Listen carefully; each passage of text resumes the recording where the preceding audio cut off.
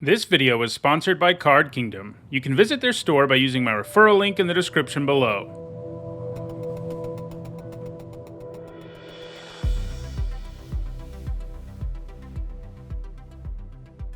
Hi everyone, I'm Nizzanotes, and today is Saturday, and that means it's time for Nizzanotes, my weekly vlog series about limited magic.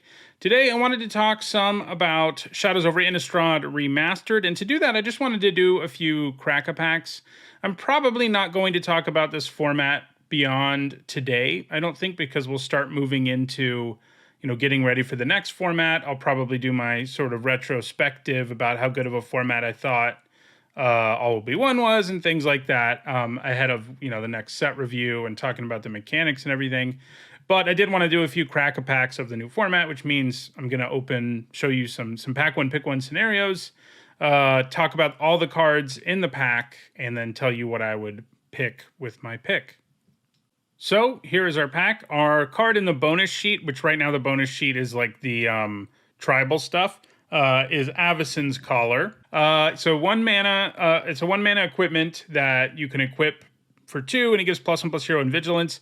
That boost isn't huge, but the deck that likes equipment the most in this format is the green-white human one. So it does line up reasonably well. It's certainly playable in that deck, but I don't really want to take it early. Faithbearer Paladin is next. This is better than it looks. 5 mana, 3/4 lifelink isn't an amazing rate. Certainly isn't today, and even back then it wasn't great, but it does have a useful creature type. It's a good place to put equipment. Certainly don't want to take it early. Wretched Gryff is next, and this is a card that I can be pretty happy taking early.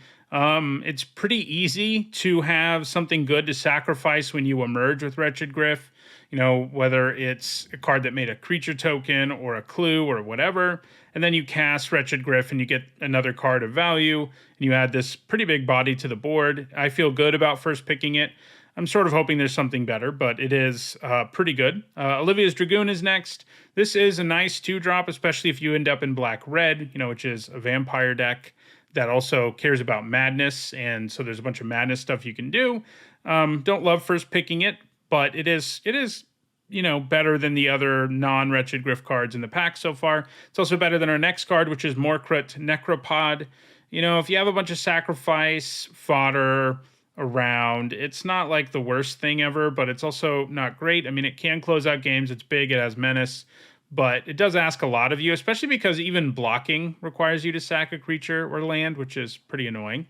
Weirded Vampire is next. This is one of these madness things, but it's not really one that you want mostly, and certainly not when you take early. I mean, the upside is you have a 3 mana 3/3 with flash, and that card's nice, but the downside is a gray ogre, or rather a hill giant, and that really isn't playable in limited. So it's definitely Wretched Gryff than Dragoon so far. Lunarch Mantle is next. This aura isn't bad. I mean, +2/+2 is a reasonable boost, and being able to gain flying is nice. If you have some sacrifice upside in your deck, it gets a little better. It's pretty much a card that only works in a narrow number of decks. Most white decks can't use Lunarch Mantle, so you really don't want to take it early. Make Mischief is next. This is an okay spell, especially if you're in blue-red and you need to, cast spells. It does add to the board while doing something and triggering your spell payoffs, but it's not something you take early. Imprisoned in the Moon is next. This is an okay removal spell if you're in blue. This kind of removal is kind of bad in this format. This kind of removal always has the problem that your opponent might be able to sacrifice the thing. And in most formats, the fact that this turns a thing into a land would mean, hey, they can't sacrifice it. But we've seen Lunarch Mantle and Morkrut Necropod just in this pack that let you sack lands. So, it is a little worse than it looks, but it is an okay removal spell. I would still take Wretched Gryff and probably the Dragoon over it. Hinterland Logger is next. I think this is basically on the same level as the Dragoon. It's 2 mana 2/1 that can transform into a 4/2 trample. It's a nice 2-drop to have. It can do a lot of damage if your opponent stumbles at all. Like if you go first and they don't play a 2-drop, this thing just starts wrecking them very early in the game. And that's not a crazy occurrence. And that's like the, sure, ideal situation, but the rest of the situation is perfectly fine. So I think I like the Logger more than I like the Dragoon, but I like the Gryff more than the Logger, so that's where we are.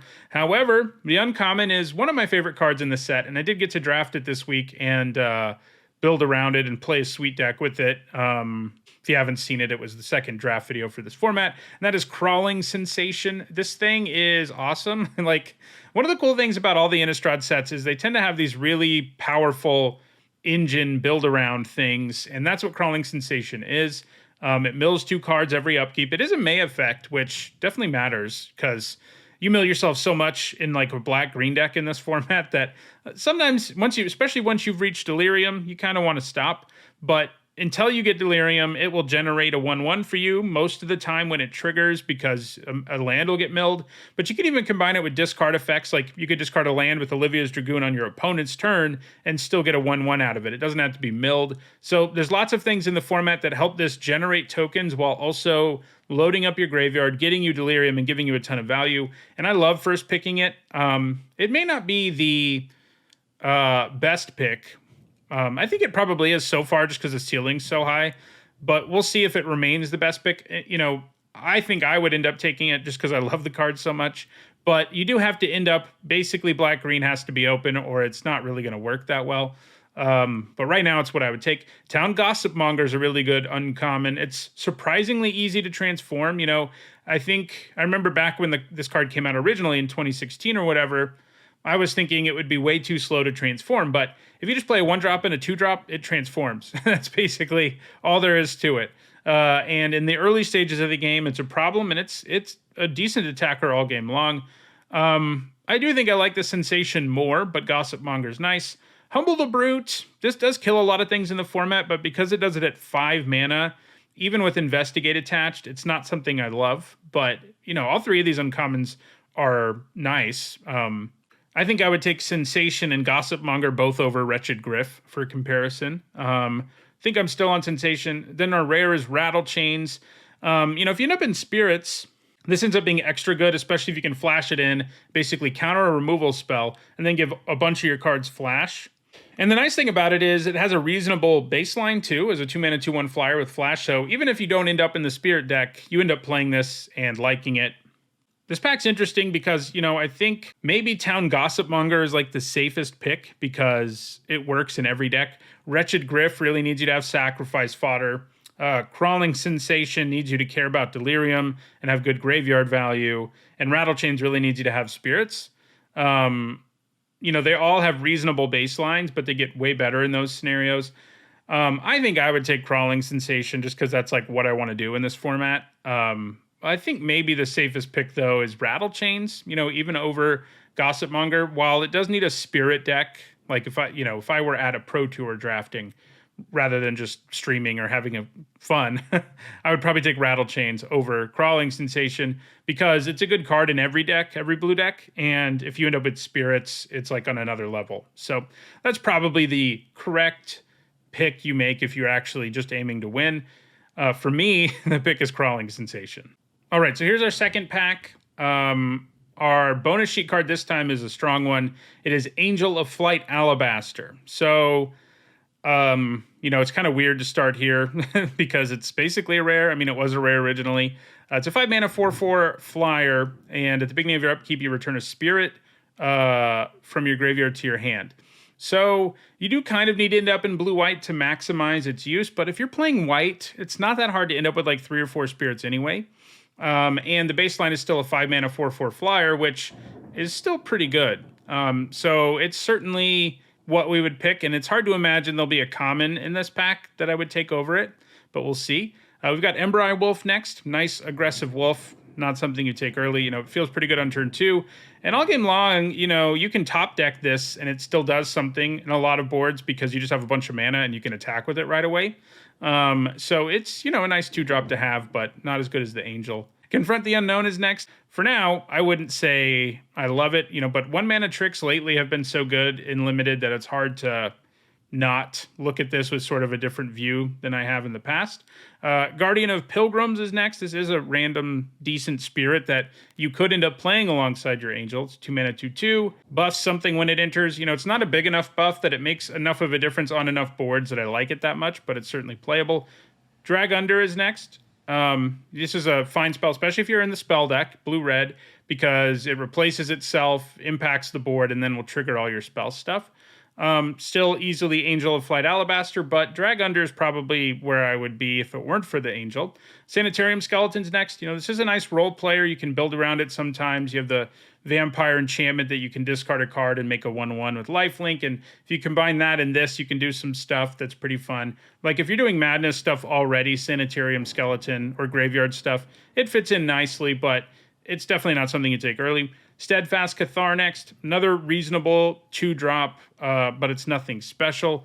Rush of Adrenaline. This is a solid trick. 1 mana for +2/+1 and trample. Like, it's interesting to compare it to Confront the Unknown because Confront has a way higher ceiling, but the fact that Rush of Adrenaline has this high of a floor, like a much higher floor, the trample plus 1 more power is a big difference. Overall, feels like it's better to me. Still, I think Drag Under is the best common. Wolvenwald Captive is next. This is a nice mana creature that can transform into a scary thing. The thing it transforms into isn't that impressive, and it takes a lot of mana, so it isn't, amazing or anything. And I think I would still take Drag Under probably over the Captive, but obviously the Angel's the pick. True Faith Sensor, this might just be our best common. This is nice equipment. Even if you don't have humans, the bonus it offers is pretty nice. It's an artifact that sets up Delirium. There's lots of good creatures to buff in the format. And then if you do have humans, it becomes like a really efficient equipment. Like if this was always 2 generic, 2 to equip, +2/+1 in Vigilance, that would be good in basically any format. And that's what it often is. So I do think it's what I would take now. It fits into almost any deck, thanks to being colorless. I mean, I would take the Angel over it, obviously, but of the commons, I would take True Faith Sensor over everything else because it works so well in so many decks. Soul Separator is next. This lets you do stuff with your graveyard. That's kind of cool, but it's very clunky and slow. This format has its board stalls and stuff, but Soul Separator is still kind of a questionable card that's hard to make work because it's so clunky. Reaper of Flight Moonsilver. This is a pretty nice creature.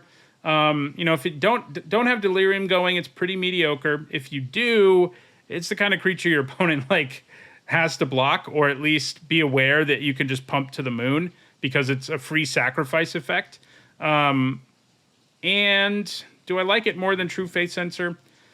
I think maybe I do. I mean, I do hate that if you don't end up in a deck that's good at getting Delirium, which white decks aren't necessarily. Like, they're okay at it, but they're not, it's not like black-green, which is very easy to get Delirium in. But it's okay. Like, if you're in black-white, you can get Delirium reasonably well.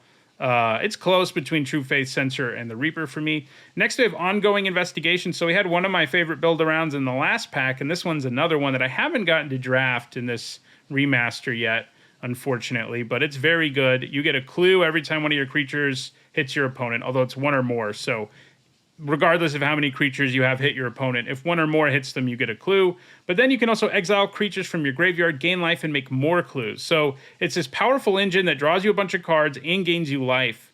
And it doesn't take that much building around. I mean, obviously you'd like to be blue-green to take advantage of the activated ability. But even if you're splashing green, I've been reasonably happy with this card, at least back in the original format. This is another pick right now where it's like, I mean, the Angel is the pick, but I would be tempted by Ongoing Investigation. Then our rare is Tamiyo, Field Researcher. She's a pretty powerful Planeswalker, and fixing is better in this format than it was last time around. Last time around, we didn't have these uncommon duels in the format. Or maybe we had tap lands, I guess, but the point is that there are more of them in this format that are circulating, so fixing is better. And with that in mind, I would be pretty tempted to take her. I mean, her -2 can come down and really alter the game state in a lot of situations, whether you're ahead or behind. And her +1 is pretty good, too, at generating more card advantage for you. She doesn't have a removal effect, but she does draw you cards, and she does disrupt the opponent, and she has a pretty powerful emblem. Like, the only problem with her is her mana, and I think in the end, I'm probably supposed to take the Angel. It's monocolored. I think it's pretty similar in power level, too. So I think I'd probably take the Angel in the end, but I think Tamiyo's second, and then we're looking at Reaper of Flight Moonsilver / Ongoing Investigation and True Faith Sensor. All right, so here is our third and final Crack-a-Pack for the video. Our first common is, well, it's actually our bonus card. It is Traveler's Amulet. This is another reason fixing is better in the format in this first week. Traveler's Amulet is around. This is pretty good fixing, and it's an artifact that goes in your graveyard for Delirium, so it is a card, like, playing one of is nice. If you have enough splashing and you're playing 3 colors and stuff too, like, playing a couple of them can feel pretty good, but you don't really want to take them until you have a reason to be doing that. Alchemist Greeting is next. Solid removal spell. Obviously, if you can consistently discard it, it gets better.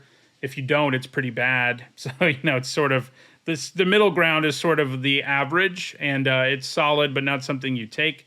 Wolfkin Bond is a decent aura. You have to wait for the right window to use it, but the fact it gives you a 2/2 and then adds +2/+2 to another creature all at once is not a bad deal.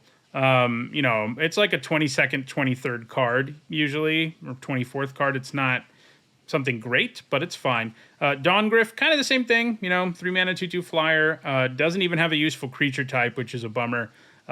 So, you'll play it, but it's not great. Imprisoned in the Moon, we already talked about this one, so we'll move on. Deranged Whelp, solid 2-drop, especially if you're in a werewolf deck, but every aggressive red deck, happy to have this thing at 2. It can usually attack pretty well, and if you have tricks and removal, it gets even better.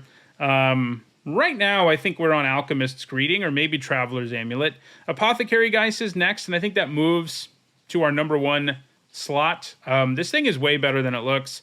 It was last time, and it has been this time so far, too. 4 mana, 2/3 flyer is not great, but you can very consistently gain 3 off of this, and it turns out that's just a good deal. Like, 4 mana, 2/3 flyer, gain 3. Like, its size is pretty relevant in the format, and that 3 life makes a big difference. So we're on the Geist now. Crow of Dark Tidings is next. You'll play this in a deck where you're trying to get Delirium, and you won't if you're not. So not really something you want to take with a first pick. Obsessive Skinner is next, and this thing is good. Same deck where I did Crawling Sensation things. Part of the reason I ran Crawling Sensation because I had 4 Obsessive Skinners, and they get insane when you get Delirium. Their baseline is a 2 mana 1/1 that puts a counter on something. That's a card you always play, basically. We've seen that card so many times in so many different ways in Limited. And this is maybe the best one of them all, because once you get Delirium, it starts putting a counter on something on your opponent's upkeep every time. And that can quickly snowball. I mean, it's like the 2 mana 1/1, white 1/1 that was a big deal in Standard that put a counter on something during your combat phase. Was really good in Limited too. Luminarch Aspirant, maybe. That card is kind of similar to this when you get Delirium going.